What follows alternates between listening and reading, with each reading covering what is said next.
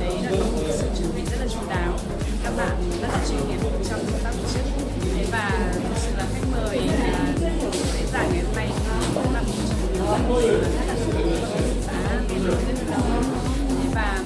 bài chia sẻ của giáo sư là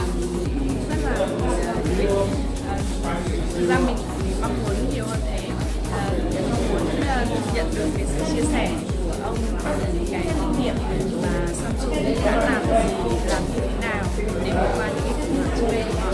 đặc biệt là về mặt quản trị lực và hiện tại thì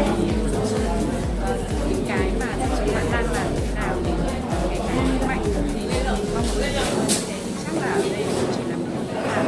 và không có quá nhiều thời gian để cho diễn giải để làm cái việc đó. Nên là mình là Vân Anh, là chuyên gia cố vấn quản trị hệ thống nhân sự cho doanh nghiệp, và hiện nay mình đang cố vấn cho Medac và cho GBR và Techina như là DK. Hôm nay đến đây có hội thảo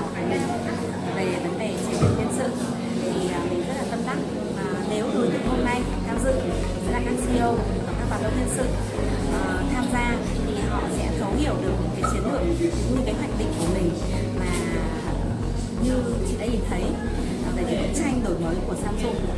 với một vai trò là một chuyên gia nhân sự, thì chị kỳ vọng rằng là những cái phần đó mà các doanh nghiệp nhân bản được, thực thi được thì cái việc đó Samsung cũng là một cái nơi ấy để lan tỏa về văn hóa của mình. từ sự của Bobby Singapore và Việt Nam, hôm nay thì có một thảo của CEO tổ chức với cái tên Ka và giám đốc của Samsung toàn cầu.